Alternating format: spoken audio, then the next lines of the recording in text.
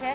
देश भर में तुर्की के खिलाफ में विरोध तेज हो गया है। तुर्की में पाकिस्तान समर्थन पर भारत में गुस्सा देखा जा रहा है। जेएनयू ने तुर्की से एमओयू सस्पेंड किया है।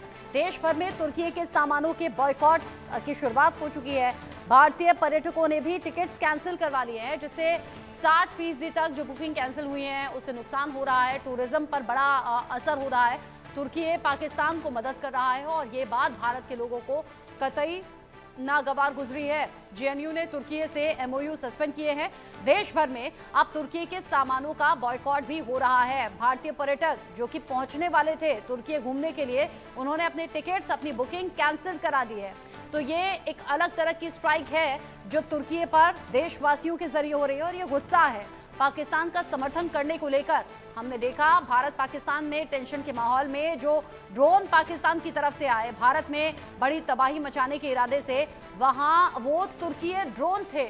यानी ऐसे समय में तुर्की पाकिस्तान के समर्थन में खड़ा हुआ नजर आया, पाकिस्तान को सपोर्ट करता हुआ नजर आया। जबकि आप याद कीजिए, तुर्की में जब भयंकर तबाही आई थी भूकंप के बाद, तो भारत ने बढ़ चढ़कर मदद की थी। अब ये सभी बातें देशवासियों को खल भी रही हों और कह रहे हैं कि तुर्की का न सिर्फ बॉयकॉट होगा, बल्कि हम ना जाएंगे वहां पर, ना वहां के सामानों को खरीदेंगे।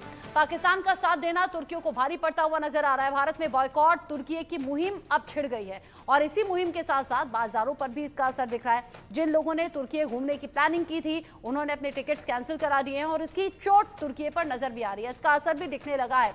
दिल्ली में भी जवाहरलाल यूनिवर्सिटी यानी कि जेएनयू ने तुर्की की इनोनू यूनिवर्सिटी के साथ में करार खत्म कर दिया है। यहाँ पर तुर्की के खिलाफ मोर्चा भी शुरू कर दिया गया है और कह रहे हैं आगे भी इसे जारी रखेंगे।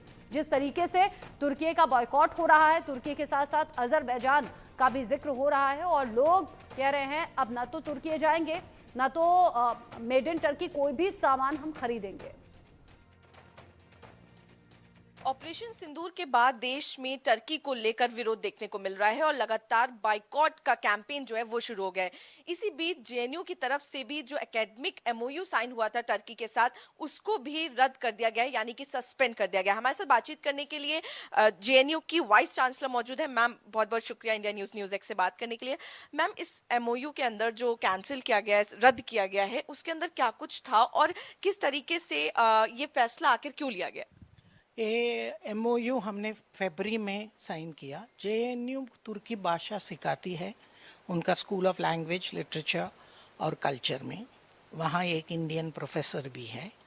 सो इसीलिए मैंने कल ये ऑपरेशन सिंदूर के बाद में मैं ऐसे क्योंकि भारत के विचारवंत और भारत के इंटेलेक्चुअल्स भी भारत के साथ है और भारत का नंबर 1 यूनिवर्सिटी जो पब्लिक यूनिवर्सिटी है, जो इंडियन टैक्स पेयर्स के पैसे पे हम यहाँ हैं। तो इसीलिए हमने ये सिद्ध करने के लिए किया कि जेएनयू राष्ट्र के साथ है।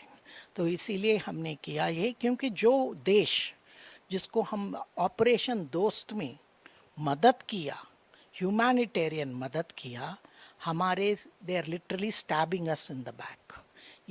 ये किसी भी सिविलाइज्ड नेशन नहीं करेगा, क्योंकि आतंकवाद के किसी देश सपोर्ट नहीं कर सकती है और वो भी एक पंथ की एक्सक्लूसिविस्ट ऑब्स्क्यूरेंटिज्म में। सो इसीलिए जेएनयू ने ये बताया कि और दूसरा, जेएनयू की आर्म्ड फोर्सेस, हमारा प्रेजेंट इंडियन आर्मी चीफ और नेवी चीफ जेएनयू का एलमनाई है।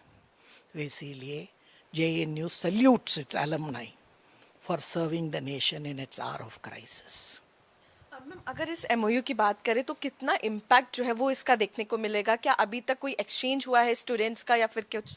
नहीं, अभी तक कुछ नहीं हुआ, बट स्टूडेंट्स और स्कॉलर्स का एक्सचेंज के लिए ही किया गया। सो दो देश भारत विरोधी है, हमने सोचा जेएनयू के साथ वो आकर क्या करेंगे। पाकिस्तान ने भारत को धोखा दिया और बार बार पीठ में छुरा घोंपने का काम किया है और उसी पाकिस्तान के फेवर में अगर तुर्की आ गया है तो डायरेक्टली